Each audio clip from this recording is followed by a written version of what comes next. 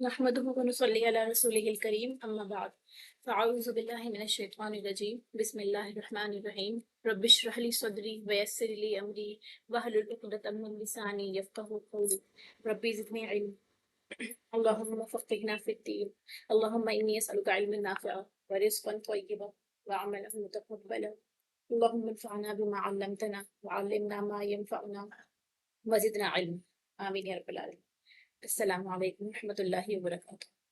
Profit شمویل، Samuel ان کو Bible میں کہتے ہیں، اس لیے یہ نام ان کا آپ کو بائبل میں ملے گا سیموئل، اور شمویل کے نام سے جو ہے یہ حدیث میں اور قرآن میں موجود ہے ان کا واقعہ. ٹھیک ہے، ان کے بارے میں ہم سٹارٹ کرتے ہیں کیونکہ لاسٹ آیات میں ہم نے جو قصہ پڑھا تھا اس میں جس نبی کے بارے میں بات ہو رہی تھی وہ نبی شمویل تھے. ٹھیک ہے، تو آپ کا نسب نامہ بتایا جاتا ہے کہ حضرت ہارون سے جا کے ملتا ہے. حضرت ہارون علیہ السلام کے ورثاء میں سے تھے.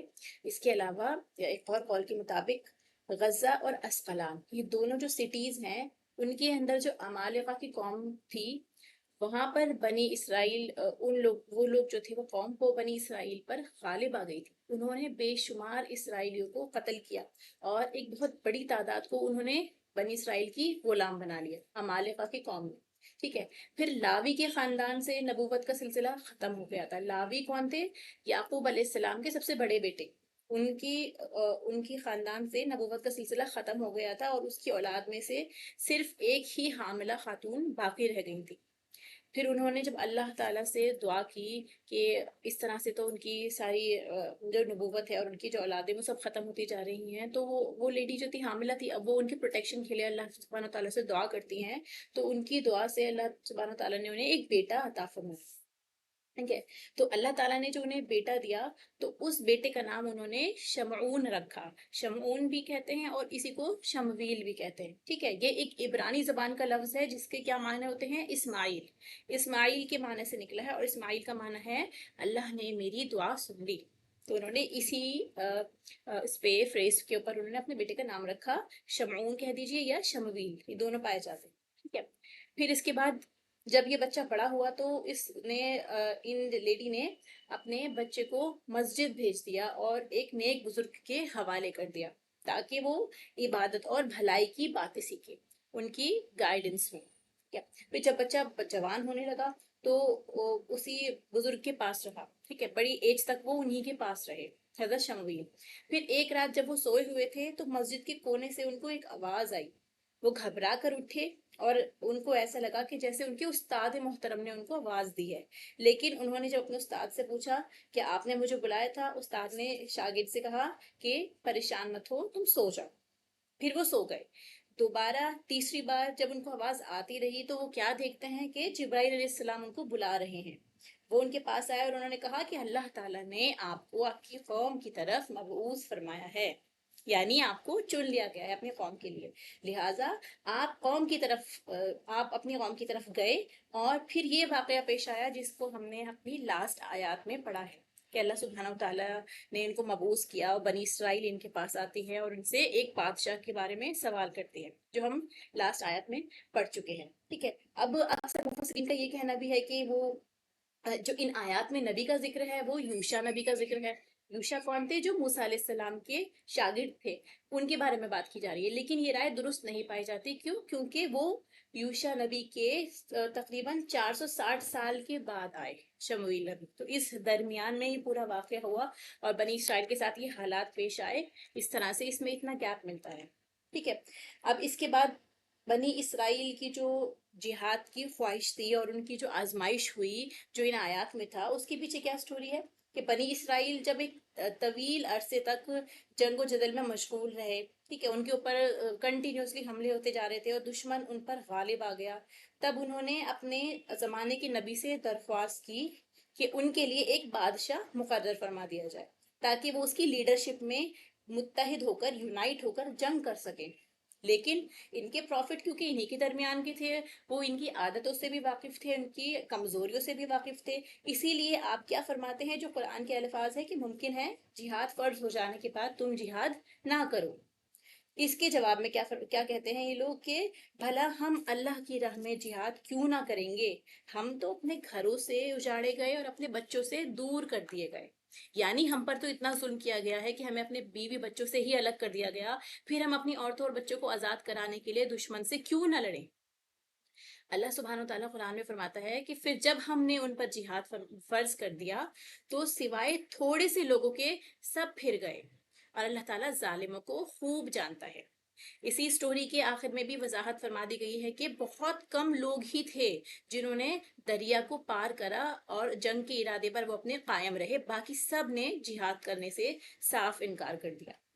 انہیں ان کے نبی نے کیا فرمایا کہ اللہ تعالیٰ نے طالوت کو تمہارا بادشاہ بنا دیا ہے، جیسے ہم نے پڑھا تھا کہ ان کے نبی نے اپوائنٹ کر کے بتایا کہ طالوت کو اللہ تعالیٰ نے تمہارے لیے چوز کیا ہے۔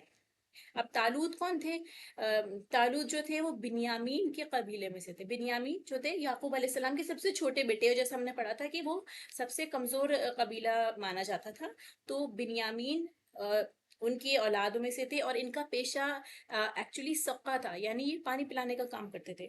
اسی لیے ان لوگوں نے کیا کیا، ان کی قوم کے سرداروں نے، جو قرآن کی آیات آتی ہے کہ انا یکون لہ الملک علینا ونحن احق بالملک منہ ولم یؤت سعۃ من المال، کہ بھلا اس کی ہم پر حکومت کیسے ہو سکتی ہے، اس سے تو بہت زیادہ حقدار بادشاہت کے ہم ہیں، اسے تو مالی کشادگی بھی نہیں دی گئی، یعنی اگر وہ ان کو فائنینشیلی طور پر ویک سمجھتے تھے تو ان کے حساب سے یہ بادشاہت کے مستحق نہیں ہے۔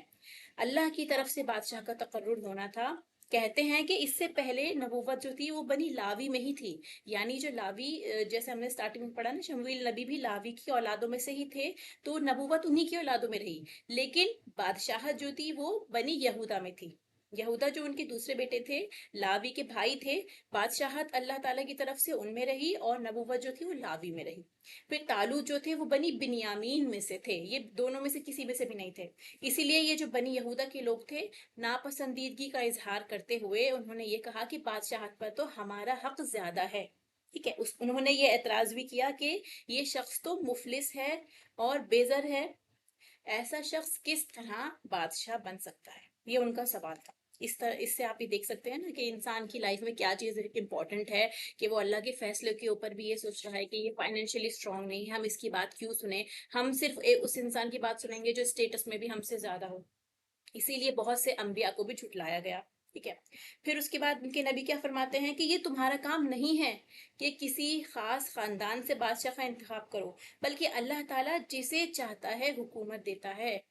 اسی لیے یہ قرآن کی آیت آپ کے سامنے موجود ہے کہ اللہ تعالیٰ نے اسے تم پر برگزیدہ کیا، تم پر چوز کیا، تم پر پریفر کیا، اور اسے علمی اور جسمانی برتری عطا فرمائی، یعنی ایسی شخصیت عطا کی ان کو، ایسی رعب والی پرسنالٹی ان کی تھی کہ بنی اسرائیل میں ان کے جیسا کوئی بھی نہیں تھا، قد و قامت اور ظاہری صورت میں بھی وہ سب سے بڑھ کر تھے، اور عقل اور فہم میں بھی۔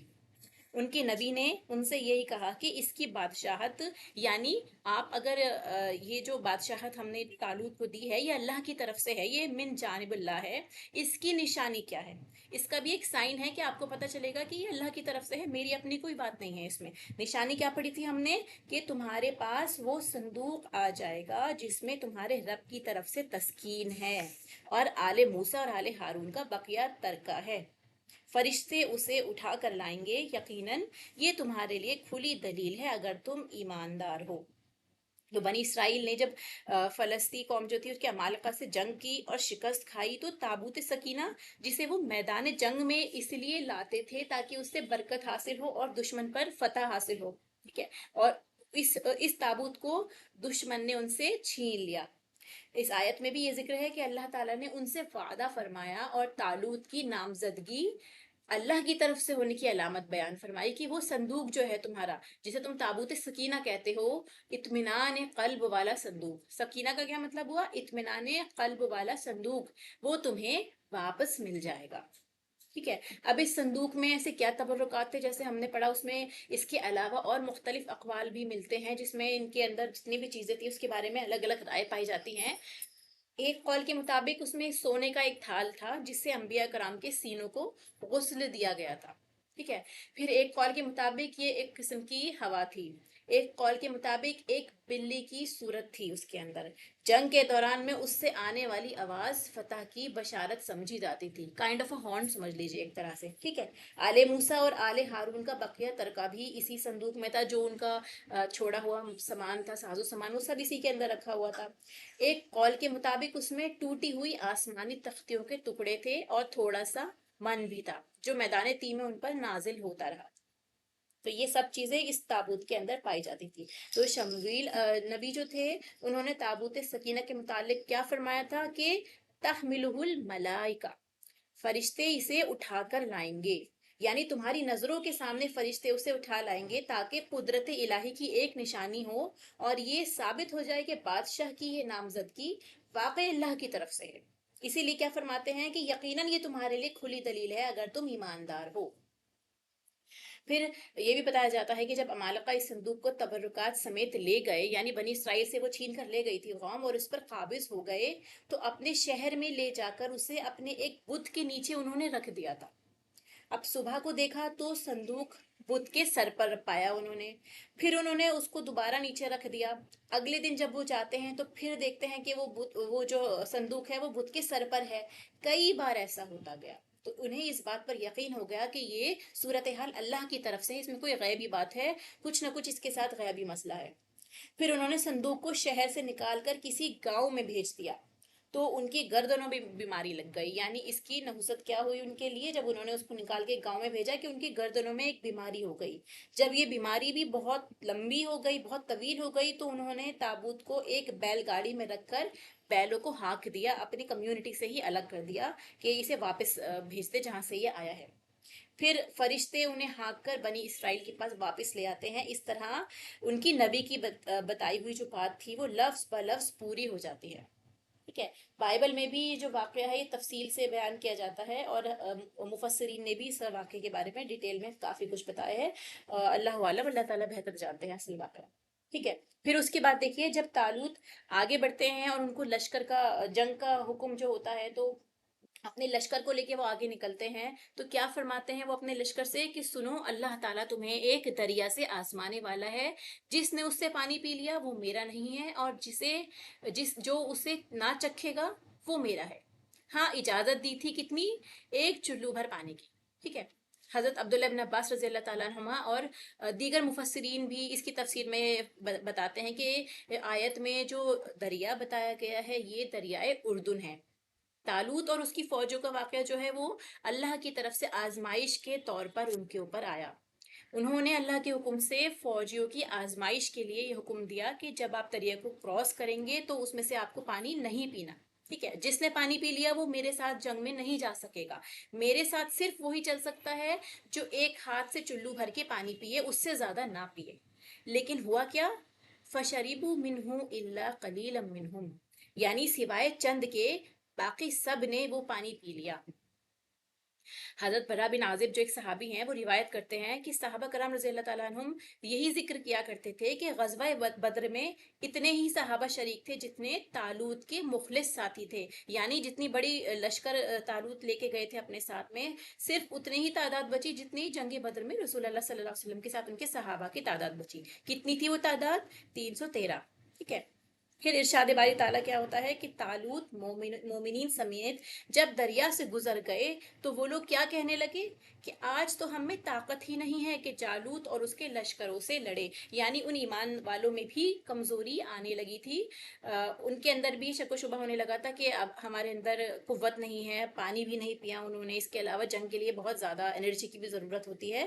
تو انہوں نے اپنے اندر یہ کمی محسوس کی، تعداد کی کمی سے بھی اور قوت کی کمزوری کی وجہ سے بھی، کہ ہم دشمن کا مقابلہ نہیں کر سکیں گے. لیکن اللہ تعالیٰ کی ملاقات پر جو لوگ یقین رکھتے تھے وہ کیا کہتے ہیں؟ کم من فیاتن قلیلتن غلبت فیاتن کثیرتن باذن اللہ واللہ مع الصابرین. یعنی بسا اوقات ایسا ہوتا ہے کہ چھوٹی چھوٹی سی جماعتیں بھی بہت بڑی بڑی جماعتوں پر اللہ کے حکم سے غلبہ پا لیتی ہیں، غالب آ جاتی ہیں. اللہ تعالیٰ صبر والوں کے ساتھ ہے. ایمان اور یقین رکھنے والے بہادر اور شہسوار ان کو بھی یہ حوصلہ دیا گیا کہ اس بات سے وہ جنگ میں کود پڑے. کسی کے سامنے بھی آپ ایسے بات بولیں کہ کوئی بات نہیں، میجورٹی کوئی غلط کام کر رہی ہے، اگر آپ حق پر ہیں تو اللہ تعالیٰ آپ کو ہی ثابت قدم رکھے گا، آپ کو ہی انشاءاللہ اس کا اجر دے گا۔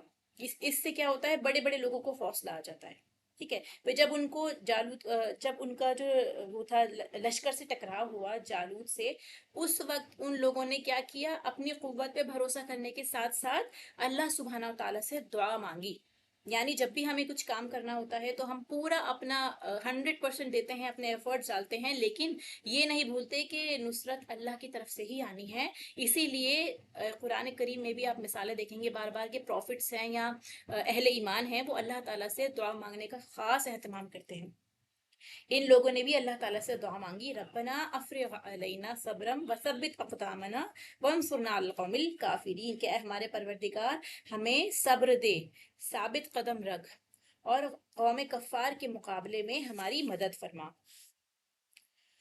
پھر اس کے بعد دیکھیے، مومنوں نے اپنے نبی کے ساتھ دشمنوں کا مقابلہ کرنے کے لیے پیش قدمی شروع کر دی، یعنی انہوں نے خود آگے بڑھنا پریفر کیا۔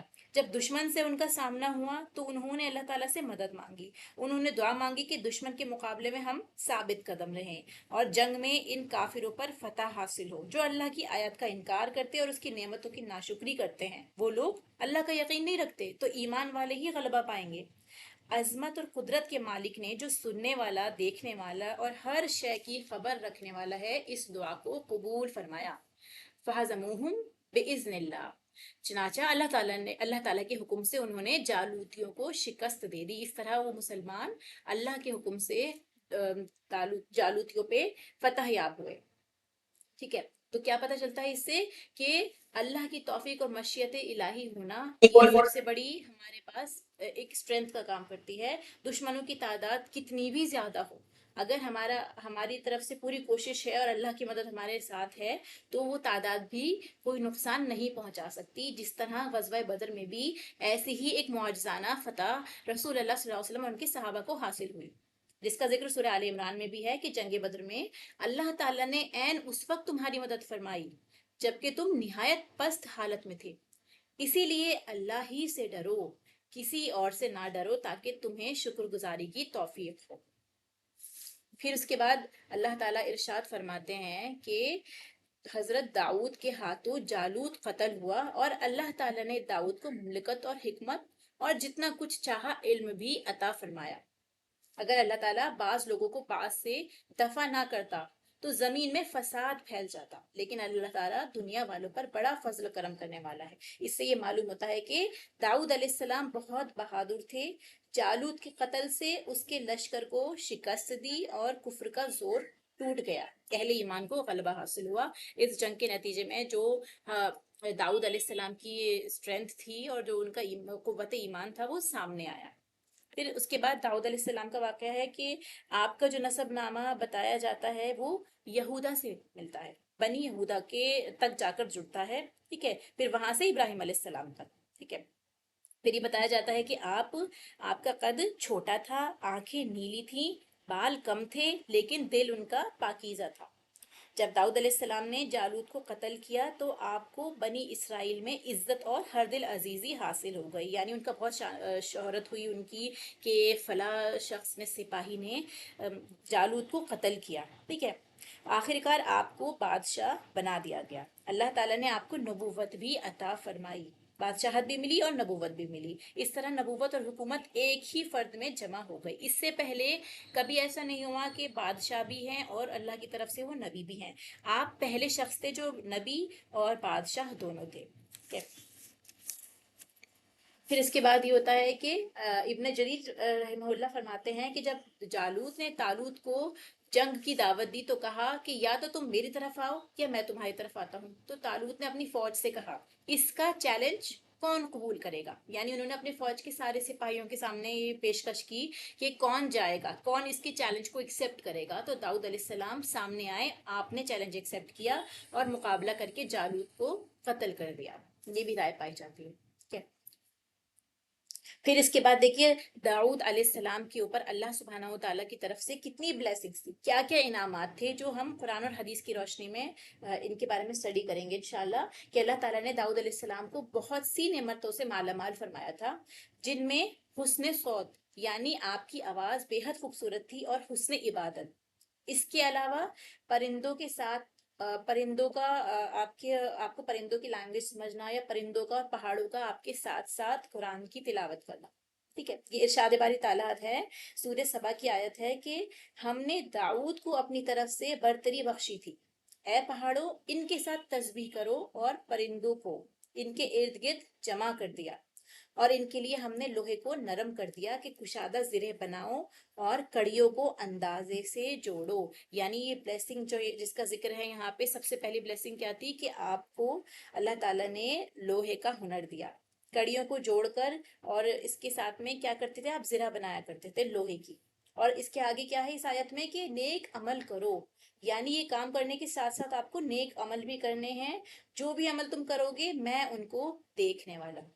ایسے ہی دوسرے مقام پر فرماتے ہیں سورہ انبیاء میں آیت نمبر 79 اور 80 میں کہ ہم نے تمہارے لیے ان کو ایک طرح کا لباس بنانا بھی سکھا دیا، تاکہ تم کو لڑائی کے نقصان سے بچائیں، بس تمہیں شکر گزار ہونا چاہیے۔ داؤد علیہ السلام کو یہ ہنر بھی ملا تھا کہ وہ زرہ بنایا کرتے تھے، تو داؤد علیہ السلام کے ہاتھ میں لوہا نرم ہو جاتا تھا، ٹھیک ہے۔ تو یہ لوہا نرم ہونا کیا چیز تھی کہ اللہ تعالیٰ کی طرف سے یہ انہیں ایک معجزہ دیا گیا تھا۔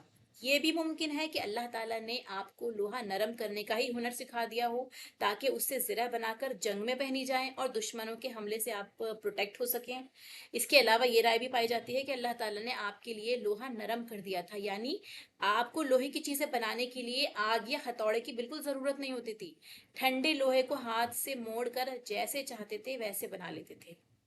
سب سے پہلے آپ نے لوہے کے حلقے جوڑ کر زرہ بنائی، اس سے پہلے بچاؤ کے لیے لوہے کے تختے استعمال ہوا کرتے تھے، یعنی پہلے جب جنگیں ہوا کرتی تھی تو لوگ تختے استعمال کرتے تھے اپنی پروٹیکشن کے لیے ایز اے شیلڈ، لیکن آپ نے لوہے کے حلقے جوڑ جوڑ کر پوری زرہ ایک کورنگ بنائی، ٹھیک ہے۔ پھر یہ بھی بتایا جاتا ہے کہ رسول اللہ صلی اللہ علیہ وسلم نے فرمایا اللہ کے نبی حضرت داؤد علیہ السلام بھی اپنے ہاتھ کی کمائی کرتے تھے، تو یہ ان کا زرہ بنانا ان کا ایک طرح سے آکیوپیشن بھی ہو سکتا ہے کہ وہ اس کے ذریعے کمائی کیا کرتے تھے۔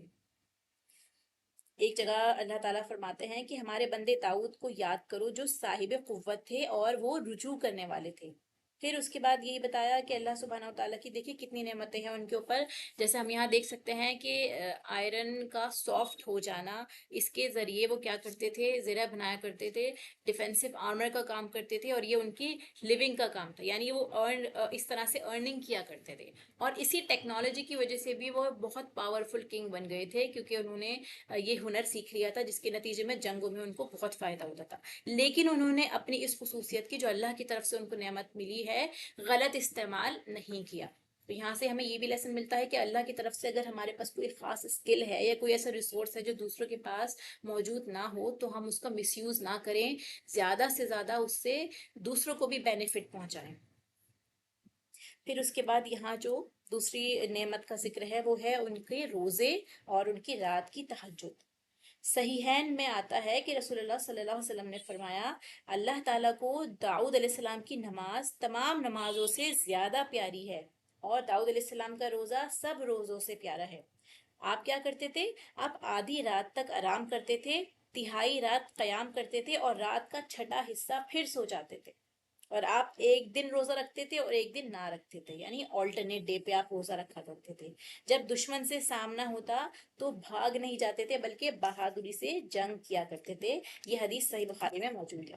یعنی آپ کی کیا کیا خصوصیات یہاں سے پتہ چلتی ہیں، آپ کی تہجد کا طریقہ کہ کچھ حصہ آپ سوتے بھی تھے، اس کے علاوہ جاگا بھی کرتے تھے، اور پھر اس کے بعد سو جایا کرتے تھے، اور اس کے علاوہ کیا ہے روزے کا طریقہ کہ ایک دن آپ روزہ رکھتے اور اگلے دن آپ شکر کرنے کے لیے افطار کرتے تھے، یعنی آپ کھایا کرتے تھے۔ پھر اس کے بعد اگلی نعمت ہے آپ کی کہ اللہ کی طرف سے کہ ہم نے داؤد پر اپنا فضل کیا، اے پہاڑوں اس کے ساتھ رغبت سے تسبیح پڑھا کرو، اور پرندوں کو بھی یہی حکم دیا۔ یعنی کیا کرتے تھے، پہاڑ اور پرندے آپ کے ساتھ تسبیح خوانی کیا کرتے تھے، ساتھ ساتھ تسبیح پڑھا کرتے تھے۔ اللہ تعالیٰ نے آپ کو بے مثال اور عمدہ آواز عطا فرمائی۔ جب آپ ترنم کے ساتھ زبور کی تلاوت کرتے تو کیا ہوتا، اڑتے ہوئے پرندے بھی رک کر آپ کے ساتھ تسبیح خوانی کیا کرتے تھے۔ اسی طرح صبح شام آپ کے ساتھ تسبیح کیا کرتے تھے، پہاڑوں میں آپ کی آوازیں گونجا کرتی تھی۔ امام اوزاعی رحمہ اللہ فرماتے ہیں کہ حضرت داؤد علیہ السلام کو اتنی پیاری آواز دی گئی تھی کہ جنگلی جانور اور پرندے آپ کی تلاوت سن کر آپ کے ارد گرد جمع ہو جاتے تھے۔ حضرت وہاب کہتے ہیں کہ جو بھی آپ کی آواز سنتا تھا وہ جھومنے لگتا تھا۔ آپ ایسی سریلی آواز سے زبور کی تلاوت کرتے تھے کہ کسی کان نے ایسی آواز کبھی نہ سنی تھی۔ آپ کی پر ترنم آواز سن کر جن اور انس، پرندے اور مویشی سب کے سب مگن ہو جایا کرتے تھے۔ ام المومنین حضرت عائشہ رضی اللہ تعالیٰ عنہما سے روایت ہے کہ رسول اللہ صلی اللہ علیہ وسلم نے ابو موسیٰ اشعری، جو ایک صحابی ہیں آپ کے، جب وہ تلاوت کرتے تھے، جب ان کی تلاوت کی آواز سنی تو کیا فرمایا کہ آپ کو تو داؤد کی نغمے میں سے ایک حصہ ملا ہے۔ یعنی جو داؤد علیہ السلام کو اللہ تعالیٰ نے آواز دی تھی، ان کی خوبصورت آواز، تو آپ کو بھی اس میں سے ایک حصہ ملا ہے، آپ بھی اتنا خوبصورت طریقے سے قرآن کی تلاوت کرتے ہیں۔ ٹھیک ہے، پھر دیکھیے اس حسن صوت کے ساتھ ساتھ آپ کو یہ خاصیت بھی حاصل تھی کہ بہت تیزی سے آپ تلاوت کر سکتے تھے۔ رسول اللہ صلی اللہ علیہ وسلم فرماتے ہیں کہ داؤد علیہ السلام پر تلاوت آسان کر دی گئی تھی۔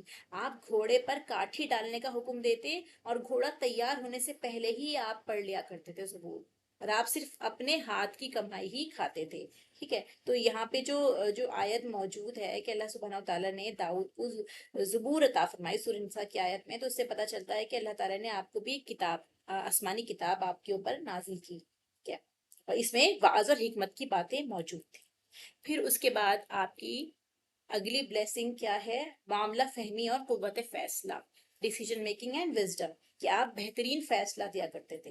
دیگر انعامات کے علاوہ اللہ تعالیٰ نے جھگڑوں کے فیصلے کرنے کی بھی خصوصی صلاحیت سے آپ کو نوازا تھا۔ اللہ تعالیٰ فرماتے ہیں سورہ صاد آیت نمبر 20 میں کہ ہم نے اس کی سلطنت کو مضبوط کر دیا تھا اور اسے حکمت دی تھی اور بات کا فیصلہ کرنا سکھایا تھا۔ یہ سب اللہ تعالیٰ نے آپ کو انعامات کے طور پر عطا کیا۔ حضرت ابن عباس رضی اللہ تعالیٰ عنہ سے روایت ہے کہ دو آدمی اپنا مقدمہ لے کر داؤد علیہ السلام کے پاس آئے۔ مدعی کا کہنا تھا کہ اس نے مجھ سے گائے چھین لی، یعنی جو مقدمہ لے کر آیا وہ کہتا ہے کہ جو دوسرا والا ہے اس نے مجھ سے گائے چھین لی ہے۔ ٹھیک ہے، جو مدعی اعلیٰ تھا اس نے انکار کر دیا، جو سیکنڈ پرسن تھا اس نے کہا کہ نہیں، میں نے ایسا کچھ نہیں کیا۔ آپ نے ان کا فیصلہ رات تک ڈیلے کر دیا۔ جب رات ہوئی تو اللہ کی طرف سے وحی نازل ہوئی کہ جو مدعی ہے اس کو قتل کر دیا جائے، یعنی جو اپنا کیس آپ کے پاس لے کر آیا ہے آپ اس کو قتل کر دیں۔ صبح ہوئی تو حضرت داؤد نے اس مدعی سے پوچھا کہ اللہ تعالیٰ نے میری طرف وحی کی ہے کہ تجھے قتل کر دوں، اس لیے میں تجھے ضرور قتل کروں گا، اب سچ سچ بتا دے کہ حقیقت کیا ہے۔ تو وہ آدمی کیا کہتا ہے کہ اللہ کے نبی، میں اپنے دعوے میں بالکل سچا ہوں، یعنی گائے تو واقعی میری ہے، لیکن میں نے اس کے باپ کو قتل کیا تھا۔ یعنی اس نے پوری بات نہیں بتائی تھی داؤد علیہ السلام کو، پر اللہ کی طرف سے وحی نازل ہوتی ہے اپنے نبی کے لیے، ان کو پورا قصے کے بارے میں آگاہی دی انہوں نے۔ اس طرح سے کیا ہوا کہ انہوں نے باپ کا قتل کیا تھا، اس لیے اللہ کی طرف سے ان کا حکم ہوا کہ ان کو قتل کر دیا جائے، لہٰذا داؤد علیہ السلام نے سزائے موت کا حکم سنا دیا۔ پھر اس واقعے سے بنی اسرائیل کی نظر میں داؤد علیہ السلام کا مقام بہت بلند ہو گیا اور انہوں نے بہت اچھی طرح آپ کی اطاعت قبول کرنی شروع کر دی۔ اسی لیے اللہ تعالیٰ یہ فرماتے ہیں کہ ہم نے اس کی سلطنت کو مضبوط کر دیا تھا اور اسے حکمت یعنی نبوت دی تھی اور بات کا فیصلہ کرنا سکھایا تھا۔ حدیث نبوی بھی ہے کہ گویا جو گواہ پیش کرنا ہے وہ مدعی کی ذمہ داری ہے، یعنی اگر آپ کسی بات کے لیے سامنے والے سے کہتے ہیں کہ دعویٰ کرتے ہیں کسی چیز کا کہ فلاں چیز میری ہے، اگر آپ کہیں پر اپنا کیس لے کر جاتے ہیں تو آپ کے اوپر ذمہ داری ہے کہ آپ پروف پیش کریں گے یا کوئی نہ کوئی وٹنس دیں گے۔ ٹھیک ہے، دوسرا بندہ جو ہے جس کے خلاف آپ بول رہے ہیں اس کی ذمہ داری نہیں ہے۔ اگر آپ دعویٰ کرتے ہیں تو جیسے حدیث کے الفاظ ہیں کہ آپ کو ہی وٹنس پیش کرنا ہوگا، اور جو انکار کرنے والا ہے اس کے ذمہ کیا ہے، وہ کس طرح اپنے آپ کو بچا سکتا ہے، وہ قسم کھا کر اپنے آپ کو بچا سکتا ہے۔ یہ پورا واقعہ آپ کو داؤد علیہ السلام کا سورہ صاد میں ملے گا، اس کا میں آپ کو ٹرانسلیشن پڑھ کے سنا دیتی ہوں۔ بھلا تمہارے پاس ان جھگڑنے والوں کی خبر بھی آئی جب وہ دیوار پھاند کر عبادت خانے میں داخل ہوئے؟ جس وقت وہ داؤد کے پاس آئے تو وہ ان سے گھبرا گئے سو انہوں نے کہا کہ خوف نہ کیجئے، ہم دونوں کا ایک مقدمہ ہے کہ ہم میں سے ایک نے دوسرے پر زیادتی کی ہے، تو آپ ہم پر انصاف کے ساتھ فیصلہ کر دیجئے، بے انصافی نہ کیجئے گا اور ہم کو سیدھا راستہ دکھا دیجئے۔ کیفیت کیا تھی کہ یہ میرا بھائی ہے، اس کے یہاں 99 دمبیاں ہیں اور میرے پاس ایک دمبی ہے، وہ کہتا ہے کہ یہ بھی میرے حوالے کر دے اور وہ گفتگو میں مجھ پر زبردستی کرتا ہے۔ انہوں نے کہا کہ یہ جو تیری دمبی مانگتا ہے کہ اپنی دمبیوں میں ملا لے، بے شک تجھ پر ظلم کرتا ہے۔ جس کے پاس 99 دمبیاں تھیں اس نے اس سے کہا کہ یہ ایک دمبی بھی مجھے دے دو، ٹھیک ہے، تو یہ کہا کہ نہیں، یہ اس طرح تو اس نے ظلم کیا ہے، اور اکثر شریک ایک دوسرے پر زیادتی ہی کیا کرتے ہیں، ہاں جو ایمان لائے اور نیک عمل کرتا رہے، اور ایسے لوگ بہت کم ہیں۔ اور داؤد نے خیال کیا کہ اس واقعے سے ہم نے ان کو آزمایا ہے، تو انہوں نے اپنے پروردگار سے مغفرت مانگی اور جھک کر گر پڑے، یعنی انہوں نے پہلے کیا کیا، اللہ تعالیٰ سے دعا کی، بخشش طلب کی اور جھک کر اللہ تعالیٰ کے آگے ہمبل ہو گئے اور رجوع کیا، تو ہم نے ان کو بخش دیا، بے شک ان کے لیے ہمارے یہاں قرب اور عمدہ مقام ہے۔ یہ انشاءاللہ پورا قصہ جب یہ آیات آئیں گی سورہ صاد کے، اس کو ڈیٹیل میں تفسیر کے ساتھ پڑھیں گے۔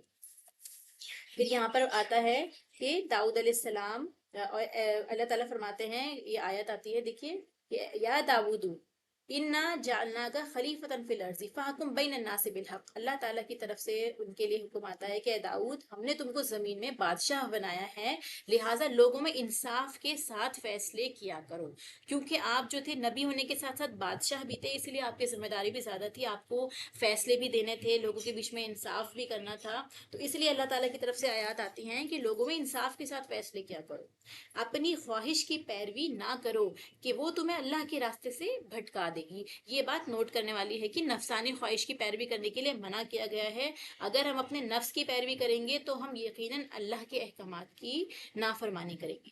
تو یہ پتہ چلتا ہے کہ نفس ہمارا اللہ تعالیٰ کی اطاعت کرنے میں، اس کے راستے میں سب سے بڑا دشمن ہے۔ جو لوگ اللہ کے راستے سے بھٹکتے ہیں ان کے لیے سخت عذاب تیار ہے کہ انہوں نے حساب کے دن کو بھلا دیا ہے، ٹھیک ہے، تو اس آیت میں داؤد علیہ السلام کو مخاطب کیا ہے، لیکن اصل مقصود کیا ہے، تمام ان لیڈرز اور حکمران اور آفیسرز کو حکم دیا جا رہا ہے کہ وہ انصاف کریں، اللہ کی طرف سے نازل شدہ حق کی پیروی کریں، ٹھیک ہے، تو اس کے لیے کیا بہتر ہے، سب سے زیادہ کہ آپ انصاف سے کام لیں اور آپ کے پاس رولنگز موجود ہوں، آپ کو قرآن کا علم ہو، آپ کو پتا ہو کہ اللہ تعالیٰ ہم سے آپ سے کیا چاہتا ہے۔ پھر اس کے علاوہ دل کی خواہشات اس کو نہ مانیں کہ آپ کا دل کیا کہتا ہے، بلکہ آپ حق کے ساتھ فیصلہ کریں۔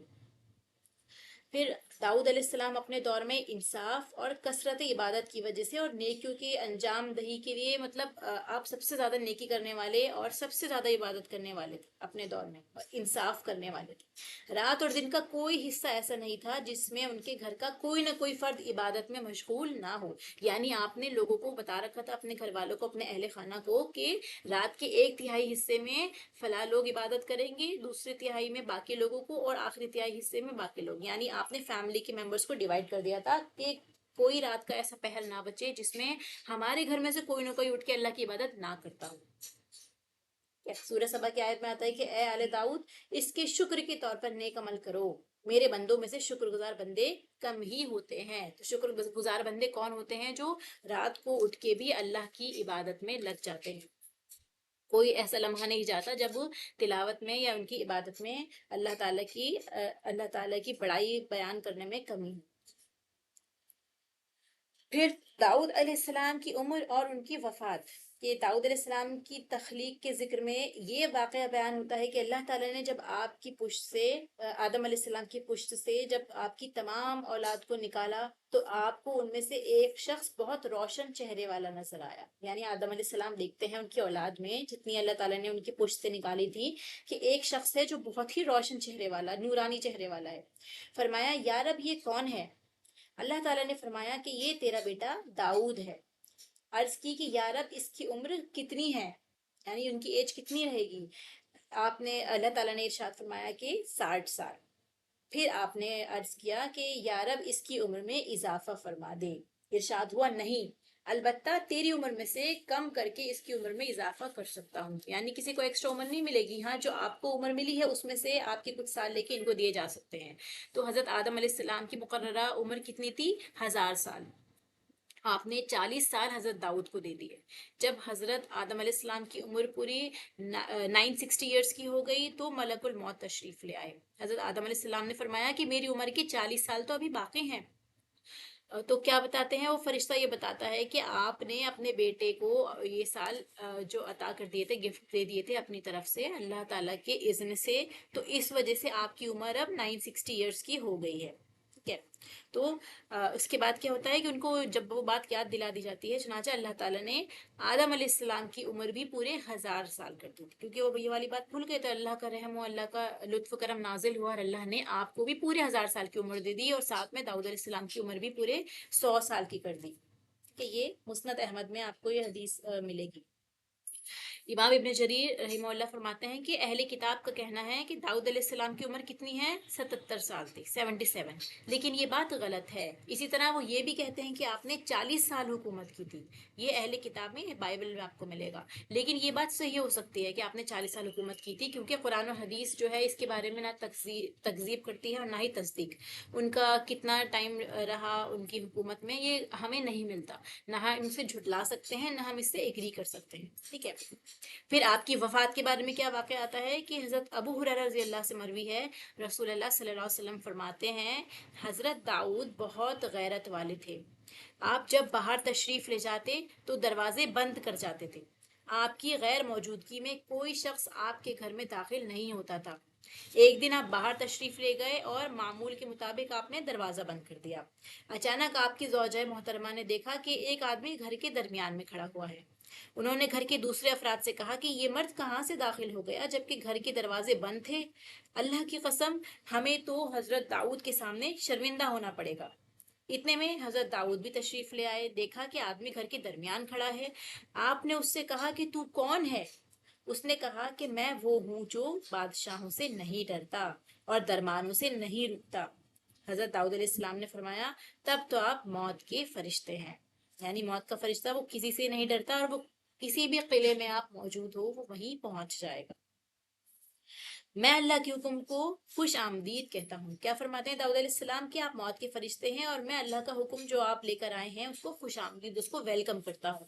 پھر آپ کی روح قبض کر لی گئی اور آپ کو غسل دیا گیا اور کفن پہنایا گیا. جب لوگ غسل اور کفن سے فارغ ہوئے تو دھوپ نکل آئی. حضرت سلیمان علیہ السلام نے پرندوں سے کہا کہ داؤد علیہ السلام پر سایہ کرے. پرندوں نے سایہ کیا حتیٰ کہ زمین پر اندھیرا چھا گیا. یعنی اتنا زیادہ پرندوں نے آپ کے اوپر سایہ کر دیا آگے کہ بالکل ہی زمین ڈارک ہو گئی، ایک دم اندھیرا ہو گیا. سلیمان علیہ السلام نے پرندوں سے فرمایا کہ ایک ایک پر سمیٹ لو. رسول اللہ صلی اللہ علیہ وسلم نے پرندوں کی کیفیت سمجھانے کے لیے اپنے بازو سمیٹ کر اشارہ کیا. یعنی آپ نے بتایا بھی کہ کس طرح سے پرندوں نے آ کے سایہ کیا اور انہوں نے پھر اس کے بعد اس کو سمیٹ لیا. تو ہمیں یہاں سے کچھ لیسنز ملتے ہیں آپ کے دونوں پروفٹس کی لائف سے. کیا کیا ہمیں لیسنز ملتے ہیں؟ اس سے عبرتیں اور حکمتیں کچھ ملتی ہیں.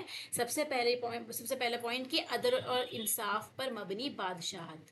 یعنی جو بادشاہت ہو، جیسے کہ حضرت شمویل کے واقعے سے حقیقت ملتی ہے کہ عدل اور انصاف اور لوگوں کے بارے میں بھلائی کا سوچنا. ٹھیک ہے. یہ جو اس کے لیے کیا ہوتی ہے بادشاہت، اگر آپ اس وجہ سے بھی آپ کسی کو بادشاہ پریفر کرتے ہیں تو یہ بھی جائز ہے. یعنی آپ سٹیٹس نہیں دیکھیں گے، آپ یہ دیکھیں گے کہ انسان عادل ہے، انصاف کرنے والا ہے اور لوگوں کی فلاح کا ذمہ دار ہے. وہ پوری گارنٹی لیتا ہے کہ میں لوگوں کے لیے بہتری کا کام کروں گا، ان کی فلاح کا کام کروں گا. ٹھیک ہے. نیز عادل حکمران، احکام الہی کا پابند بادشاہ مسلمانوں کی سربراہی کا اہل ہے. اگر کوئی عادل ہے اور اگر وہ اللہ تعالیٰ کی بات، اللہ تعالیٰ کے احکام کو بھی ماننے والا ہے تو آپ اسی کو پریفر کریں گے. یہ آپ کے لیے ضروری ہو جائے گا. اور ایسی حکمرانی میں کوئی حرج نہیں، کیونکہ اگر بادشاہت فی نفس ہی بری چیز ہوتی، یعنی اگر بادشاہت واقعی کوئی بری چیز ہوتی تو اللہ تعالیٰ اپنے کسی نبی کو بھی بادشاہ نہ بناتا. تو ہم یہ نہیں کہہ سکتے کہ اگر کسی کے پاس مال بہت زیادہ ہے یا اگر کوئی بادشاہ ہے، کوئی نبی بھی بادشاہ بنتا ہے تو کہ دنیا چھوڑ دینا ہی واقعی بس ایمان کی نشانی ہو گئی ہے. ٹھیک ہے. تو یہ بھی پتہ چلتا ہے کہ یہ آپ کے پاس مال و دولت کا ہونا یہ بھی کوئی غلط بات نہیں ہے. ہاں، اگر آپ اللہ سے ڈرنے والے ہیں، متقی شخص ہیں اور عوام کی فلاح کے ضامن ہیں، یہ ضرور نوٹ کریے گا کہ آپ لوگوں کو بھی بھلائی پہنچاتے ہیں، تو پھر آپ قابل رشک ہیں. اللہ تعالیٰ نے داؤد علیہ السلام اور سلیمان علیہ السلام کو نبوت اور بادشاہت ایک ساتھ عطا فرمائی. یعنی آپ بھی اور آپ کی اولاد میں سے سلیمان علیہ السلام وہ بھی بادشاہ تھے اور نبی بھی تھے. اور انہیں نعمت نبوت کے ساتھ ایسی شاندار بادشاہت عطا فرمائی جو دوسرے کسی نبی کے حصے میں نہیں آئی۔ اللہ تعالیٰ نے بنی اسرائیل کے متعدد انبیاء کرام کو اس نعمت سے نوازا تھا، لہٰذا ان پر اس خصوصی انعام کا تذکرہ بھی ہوتا ہے۔ سورہ مائدہ میں آتا ہے، یاد کرو جب موسیٰ نے اپنی قوم سے کہا، اے میری قوم کے لوگوں، اللہ تعالیٰ کے اس احسان کا ذکر کرو کہ اس نے تم میں سے پیغمبر بنائے اور تمہیں بادشاہ بنا دیا۔ یعنی یہ بھی بنی اسرائیل کو یاد کرایا جاتا ہے کہ آپ کے ہی فور فادرز میں سے ایسے انبیاء آئے ہیں، نبی آئے ہیں جو اللہ تعالیٰ کے حکم سے بادشاہ بھی تھے، ان کے پاس پورا کنگڈم ہوا کرتا تھا۔ ٹھیک ہے، تو کیا معلوم ہوتا ہے اس سے کہ سربراہی اور حکمرانی کے لیے اعلیٰ حسب نسب کا حامل ہونا شرط نہیں ہے، بلکہ انسان انٹیلیجنٹ ہو، ٹھیک ہے، حکمت سے بھرپور ہو، وزڈم اس کو آتی ہو، اور ساتھ میں جسمانی قوت اور طاقت بھی ہو۔ جنگ لڑنے کے لیے آپ کی فزیکل اسٹرینتھ بھی بہت ضروری ہے۔ ایمان کے ساتھ ساتھ، انٹیلیجنس کے ساتھ ساتھ آپ کے اندر یہ اسکل بھی ہونی چاہیے، پلس آپ فزیکلی بھی اسٹرانگ ہونے چاہیے۔ ٹھیک ہے، تو طالوت جو ایک عام فوجی تھے جنہیں اللہ تعالیٰ نے بنی اسرائیل کے مطالبے پر ان کا بادشاہ بنا دیا، تو آپ کی خصوصیات جو ہم نے پڑھی وہ دیکھیے کیا تھی، علم اور جسم، یعنی آپ علمی طور پر بھی اور جسمانی طور پر بھی بہترین تھے باقی لوگوں کے مقابلے میں۔ پھر اس کے بعد ہمیں کیا لیسن ملتا ہے کہ جنگی تعلیم و تربیت، کہ ان کے قصے سے، حضرت شمیل کے قصے سے یہ پتہ چلتا ہے کہ جنگی تربیت دینا اور اس کی مہارت کے لیے تیاری کرتے رہنا چاہیے۔ ٹھیک ہے، مادی وسائل ہیں یعنی ایکسٹرنل ہمارے پاس ریسورسز ہیں، اس کے ساتھ ساتھ ہماری جسمانی تربیت ہو، یہ دونوں چیزیں ہونی بہت ضروری ہیں، کیونکہ فوجی جس قدر اعلیٰ جسمانی اور روحانی تربیت کے حامل ہوں گے اتنا زیادہ بہتر نتیجہ آئے گا۔ اگر ہمیں کوئی جنگ جیتنی ہے تو ہمیں کیا کرنا ہے، اپنی جسمانی اور روحانی دونوں تربیت کا خیال رکھنا ہے۔ ایسا نہ ہو کہ ہم بس یہ سوچیں کہ ہم ایمان والے ہیں اور ہم جنگ میں کود جائیں گے اور ہم سب کو ہرا دیں گے۔ بے شک ایمانی طاقت سب سے بڑی ہے، لیکن اس کے ساتھ ساتھ جسمانی قوت کا ہونا بھی بہت ضروری ہے۔ اسی لیے بار بار بتایا جاتا ہے، قرآن کی آیات میں بھی ہم نے لیسن سیکھے کہ اپنی ہیلتھ کا خیال رکھیں، ایسی چیزیں نہ کھائیں جس سے آپ کمزور ہو جائیں اور آپ کی عبادات میں فرق پڑنے لگے۔ پھر دیکھیے اس کے بعد جو نیکسٹ لیسن ملتا ہے کہ صبر اور ثبات اور اطاعت امیر کامیابی کی ضمانت ہے، یعنی اگر آپ ثابت قدم ہیں اور آپ اپنے لیڈر کی بات مانتے ہیں تو بھی آپ کو کامیابی حاصل ہوگی۔ اس سے ہمیں یہ لیسنز ملتے ہیں، اطاعت امیر ہر حال میں ضروری ہے۔ امیر کون ہوتا ہے؟ لیڈر، جو ہمارا لیڈر ہے، ہمارے گروپ کا لیڈر ہے۔ ہم کسی ٹیم میں کام کرتے ہیں، ہم آفس میں ہیں، یا کوئی بھی ہمیں ایسا ٹاسک ملا ہے جس میں ہم ایک گروپ کی طرح کام کرتے ہیں، تو اس میں کوئی نہ کوئی ایک ہمارا لیڈر ہوگا، کوئی نہ کوئی ایک ہوگا جو رسپانسبل بندہ ہوگا۔ اگر آپ اس کی اطاعت کریں گے تو یہ آپ پہ ضروری ہے، یہ آپ کو کرنا، یہ سمجھ لے ایک طرح سے کہ اللہ کا حکم ہے یہ کرنا۔ اور میدان جنگ ہو گئی اگر یہ، یعنی ہم جنگ کے میدان میں ہیں، کوئی نہ کوئی اسٹریٹجی ہمارے ساتھ میں چل رہی ہے، تب تو بہت ہی ضرورت ہے کہ ہم اپنے امیر کی بات مانیں گے۔ تو جنگ میں کامیابی کے لیے ضروری ہے کہ فوج میدان جنگ کی سختیوں، مشکلات اور مصائب کو صبر و تحمل سے برداشت کرنے کی تربیت سے بھرپور ہو، یعنی ان کو پتہ ہونا چاہیے کہ جو معاملہ آگے آنے والا ہے، جس پرابلم کو وہ فیس کرنے والے ہیں، اس کے لیے ان کو تکلیفیں بھی برداشت کرنی ہوں گی، ان کو ثابت قدم رہنا بہت ضروری ہے۔ تو یہاں سے ہمیں پیشنس کا لیسن ملتا ہے کہ اگر ہمارے اندر پیشنس نہیں ہے تو ہم بہت جلدی سستی کا شکار ہو جائیں گے۔ ٹھیک ہے، جیسے طالوت کی اکثر فوج نے کیا کیا، نافرمانی کرتے ہوئے نہر سے جی بھر کے پانی بھی پی لیا، اسی لیے وہ سستی کا شکار ہو گیا اور دشمن کے مقابلے سے وہ جی چھڑانے لگے۔ ٹھیک ہے، اسی لیے ہم کو کیا کرنا چاہیے، اپنی اس کا خیال رکھنا چاہیے کہ ہم سستی کا بھی شکار نہ ہو۔ پھر اس کے بعد شجاعت اور بہادری کا لیسن ہمیں ملتا ہے کہ داؤد علیہ السلام کے قصے سے ہمیں یہ پتہ چلتا ہے کہ اہل ایمان شجاعت اور بہادری سے بھرپور ہونے چاہیے۔ جب آپ حملہ ہوتا ہے سامنے تو آپ نے پیشکش کی اور خود ہی چیلنج ایکسیپٹ کیا اور جانا پریفر کیا کہ ہاں میں جا کے سامنا کرتا ہوں۔ تو اسی لیے یہاں سے یہ ملتا ہے کہ چیلنج ایکسیپٹ کرنا، اور اگر آپ کی پوری تیاری ہے تو آپ بالکل لیڈ کریے، آپ آگے بڑھیے، ٹھیک ہے، سامنا کیجیے سچویشنز کا، اپنے آپ کو اسٹرانگ بنائیے۔ یہ نہ سوچیے کہ جیسے ہم بہت ساری سچویشن میں ایسا سوچتے ہیں کہ ایک مسلمان ہونا اس کا مطلب یہ ہے کہ آپ دب کے رہیں گے، جی حضوری کریں گے، کسی کا دل نہ دکھ جائے تو آپ حق بات بھی وہاں پر نہیں بولتے، تو یہ چیز جو ہے یہ پریفریبل نہیں ہے۔ پسندیدہ کیا چیز ہے کہ اگر آپ کو صلاحیت ہے، اگر آپ کے پاس حق ہے، آپ کے اندر جسمانی قوت بھی ہے، تو آپ کیا کریں، پہل کریے۔ ٹھیک ہے، آپ للکار بھی سکتے ہیں دشمن کو، جیسے ہم پڑھتے ہیں نا کہ کن کن سچویشن میں جنگ کرنے کی اجازت دیتی ہے، تو وہاں پر یہ ہے نا فتنہ ختم کرنا ہے، اس کے لیے بھی آپ کو جنگ کرنی ہے، تو آپ کو طاقت اور شجاعت کی بھی ضرورت پڑے گی۔ پھر یہ پتہ چلتا ہے کہ ظالموں کے بارے میں اللہ تعالیٰ کی کیا سنت ہے۔ جو ظالم ہے اللہ تعالیٰ فرماتے ہیں کہ وہ ان کا ساتھ نہیں دیتا، ٹھیک ہے، کہ دنیا میں کسی کو دائمی اقتدار اور حکمرانی سے اللہ تعالیٰ نے نہیں نوازا۔ اگر ایسا ہوتا تو حکمران اللہ تعالیٰ کے احکامات کو فراموش کر کے ظلم و ستم کی انتہا کر دیتے ہیں۔ جو اس آیت میں آتا ہے نا کہ اللہ تعالیٰ بعض لوگوں کو بعض سے دفع کرتا رہتا ہے تاکہ لوگ ایک دوسرے پر ظلم نہ کریں، تو یہاں سے یہ پتہ چلتا ہے ہمیں کہ اللہ تعالیٰ ظالم لوگوں کو ایک دوسرے کے ساتھ چینج کرتا رہتا ہے۔ اگر آج کوئی ظلم کر رہا ہے، اگر آج کوئی جابر ہے، یہ سمجھتا ہے کہ میرے پاس پاور ہے، میرے پاس ساری جتنا بھی کہتے ہیں نا ریسورسز وغیرہ ہے، میں جسے چاہے تباہ کر دوں اور جس کو چاہے اپنے انڈر لے آؤں، تو اللہ تعالیٰ اس کو ہمیشہ نہیں چلنے دیتا۔ اگر اللہ تعالیٰ دفع نہ کرے لوگوں کو تو کیا ہو، فساد پھیل جائے۔ اسی لیے سورہ حج کی آیت میں بھی آتا ہے کہ اگر اللہ تعالیٰ بعض لوگوں کو بعض سے نہ ہٹاتا رہتا تو عبادت خانے اور گرجے اور مسجدیں اور یہودیوں کے معبد اور وہ مسجدیں جہاں اللہ کا نام بکثرت سے لیا جاتا ہے سب ڈھائے جا چکے ہوتے۔ جیسے ہم نے ہسٹری میں بھی پڑھا نا بنی اسرائیل کی، کہ کس طرح بار بار ان کی عبادت خانوں کو گرایا گیا، ان کی کتاب کو جو اللہ تعالیٰ کی طرف سے آئی تھی اس کو انہوں نے ضائع کیا، طرح طرح سے ان کے اوپر مصائب کے پہاڑ توڑے۔ تو اسی لیے یہ اللہ تعالیٰ کا قانون ہے کہ وہ ظالموں کو زیادہ دیر نہیں ٹکاتا۔ پھر اس کے بعد دیکھیے آداب قاضی، یعنی اگر آپ لیڈر ہیں تو اس کے بھی کچھ رولنگز ہیں۔ اگر آپ کسی کا فیصلہ کسی کے درمیان فیصلہ کرواتے ہیں، چاہے وہ ہمارے ہاؤس ہولڈ لیول پہ ہو، گھر کے لیول پہ ہو، یا پھر کسی حکومت کے لیول پہ ہو، تو اس سے بھی ہمیں یہ آداب پتہ چلتے ہیں داؤد علیہ السلام کے واقعات سے، کہ آپ نے کیا کیا تھا، آپ نے اپنے دن کے حصوں کو 4 اوقات میں ڈیوائیڈ کر دیا تھا۔ ایک دن آپ عبادت اور ریاضت کیا کرتے تھے، ایک دن وعظ اور نصیحت کیا کرتے تھے، ایک دن آپ عوامی فیصلے کرتے تھے یعنی لوگوں کے درمیان فیصلہ کیا کرتے تھے، اور ایک دن اپنے نفس کا اور اپنی فیملی کا بھی خیال رکھتے تھے۔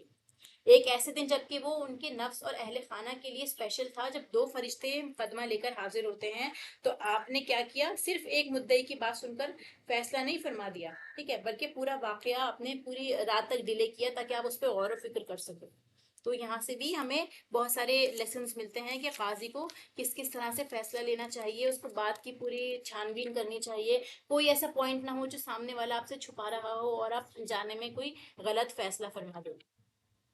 پھر لاسٹ میں داؤد علیہ السلام کے معجزات جیسے ہم نے پڑھے، کہ اس کے علاوہ بھی آپ کے پاس اللہ تعالیٰ کی طرف سے کافی معجزے تھے، جیسے لوہے کو نرم کر دینا ہو گیا، اس کے علاوہ آپ کی آواز، اس کے علاوہ آپ کی عبادت اور ریاضت۔ تو ہمیں بھی اللہ سبحانہ تعالیٰ سے دعا کرنی ہے، ہمیں ہمارے سامنے جو یہ اسوہ ہے اپنے انبیاء کا وہی موجود ہے، کہ ہم کیا کرتے ہیں، ہم لوگ رات رات بھر فلموں میں، گانوں میں، کھیل تماشوں میں اور نیٹ ورکنگ سائٹس میں ضائع کر دیتے ہیں، حالانکہ اس وقت میں اپنے رب کی عبادت سے ہم محروم ہو رہے ہیں، ٹھیک ہے۔ تو یہ کیا چیز ہے، یہ بتایا جاتا ہے کہ بہت سارے لوگ ایسے ہیں کہ اس وقت میں وہ اپنے تقوی کا اظہار کر رہے ہوتے ہیں، اللہ تعالیٰ کو راضی کرنے کے لیے اپنی رات عبادت میں گزار رہے ہوتے ہیں، جیسے ہم نے یہاں پہ داؤد علیہ السلام کے واقعے میں دیکھا۔